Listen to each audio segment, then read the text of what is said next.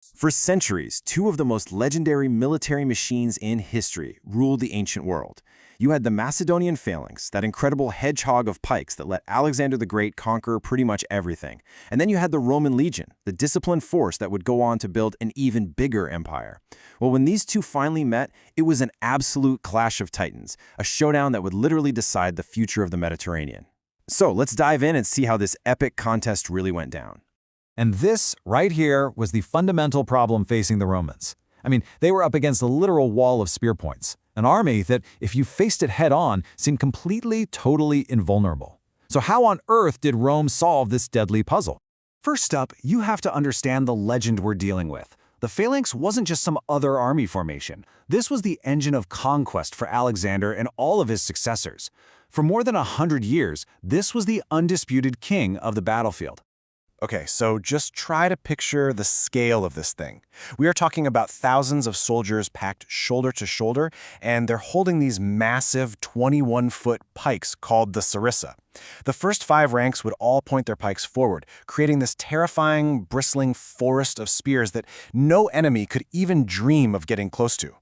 Its power really rested on a few key things. First, you have absolute cohesion. Every soldier is protecting the guy next to him. In ancient warfare, that was everything. It was also a psychological weapon, right? Just the sight of this thing coming at you was designed to shatter your will to fight. And on flat open ground, its frontal charge was like an unstoppable steamroller. This is exactly why Alexander's successors relied on it to rule for generations. For decades, this formation really seemed like the final word in military technology. It was perfect. Until it wasn't. Because a new power was rising up in the West, and its army fought very, very differently. So, when the legion and the phalanx finally did clash, the experience for the Romans was, to put it mildly, brutal and terrifying. They found themselves charging headfirst into that wall of death. This quote just captures the chaos of that first impact so perfectly. Can you imagine the sound? A deafening storm of iron pike tips hammering against your shield, the scutum. And remember, with 5 ranks of spears sticking out, a Roman legionary was facing immediate, deadly danger from multiple points before he could even get close enough to pull out his own sword.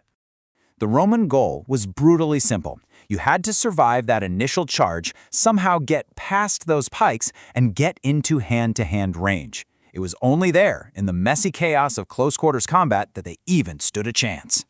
But yeah, just charging head-on wasn't exactly a winning strategy long-term. The Romans were thinkers, and they started to analyze the phalanx, looking for a weakness. And they found that its greatest strength was also its greatest flaw. And it all came down to 2 things: terrain and equipment. And this slide really gets to the heart of the 2 philosophies. The phalanx was one single, rigid block. It absolutely needed flat, unbroken ground to keep that perfect, tight formation. But the Roman legion, totally different. It was broken up into smaller, much more flexible units called maniples.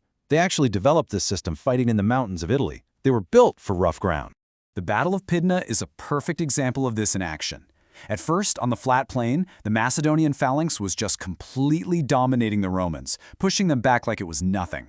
But then the Romans did something really clever. They faked a retreat, pulling back onto the hilly, broken ground behind them. The Macedonians, a little overconfident, went right after them. And as they moved over that rough terrain, their perfect, rigid formation started to crack. Little gaps started opening up. And that was all the Romans needed. Their flexible maniples just poured into those gaps, and the invincible spear wall completely dissolved into chaos. So let's zoom in on the individual soldier. The Macedonian phalangite was a specialist. He's got that huge pike, but only a small shield, the pelte, strapped to his arm. The Roman status, on the other hand, was like a Swiss army knife. He carried a big heavy shield, the scutum, for way better protection, 2 heavy javelins called pila, and of course, the deadly short sword, the gladius. And that gear gave the Roman soldier a massive advantage once the phalanx was broken. Before they even made contact, they'd hurl their pila. These could kill phalangites, sure, but just as important, they could get stuck in their small shields, making them heavy and useless. The big scutum could absorb blows, and once a Roman got past those spear points, the phalangite was practically helpless against the Romans' lethal gladius. But look, terrain and equipment were only part of the story. The final and maybe the most decisive difference of all came down to an idea that was pretty revolutionary for its time: the initiative of command. This shows a fascinating contrast in how the generals led. Hellenistic kings followed this heroic king model, like Alexander the Great. They'd lead from the front, right in the thick of the fighting. It was incredibly brave, sure, but it meant they couldn't actually command the whole army. Roman consuls? Totally different approach. They usually commanded from horseback, just behind the lines. This gave them a bird's-eye view and the mobility to react to the whole battle as it unfolded. But here's the real kicker. It wasn't just about the top general. The real secret weapon for Rome was that initiative was pushed all the way down the chain of command, to junior officers and even to the common soldiers. And there is no better example of this than the story of an unnamed tribune, a pretty junior officer, at the Battle of Cinesiphili. So his side of the battle is winning, routing the enemy. But he looks over and sees that the other Roman flank is about to collapse. Now, without waiting for orders from the general, he makes a decision on his own. He peels off 20 of his own units, wheels them around, and smashes right into the rear of the victorious Macedonian phalanx. This single act of initiative, completely unauthorized, won the entire battle for Rome. This was just the Roman way.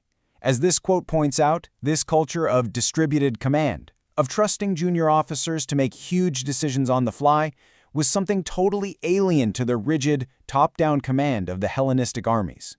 And really, that was Rome's ultimate advantage. They didn't just have an army of soldiers who followed orders, they had an army of problem solvers. Every centurion, every tribune was empowered to think, adapt, and act on the battlefield. So, what was the final result of this huge clash of military doctrines? Well, it was decisive, and it completely reshaped the ancient world. In 3 major, decisive battles, Cinesiphili, Magnesia, and Pydna, the Roman legion systematically took apart and defeated the Macedonian phalanx. The debate was officially settled on the battlefield. The era of the phalanx was over. The flexible, the adaptable, the intuitive Roman legion had proven, without a doubt, that it was the superior fighting force. The military legacy of Alexander the Great had finally been broken. And the consequences of this were immense. Rome became the undisputed master of the entire Mediterranean. But this conquest wasn't just military. It led to this incredible flood of Greek art, philosophy, and culture into Rome, which led to the famous saying that while Rome's legions conquered Greece, it was Greek culture that ultimately conquered Rome. Which leaves us with a final question that echoes way beyond the ancient world, doesn't it? In any contest, whether it's on a battlefield or in business or in life, what is ultimately more powerful? Unyielding, rigid strength, or the ability to adapt, improvise, and overcome?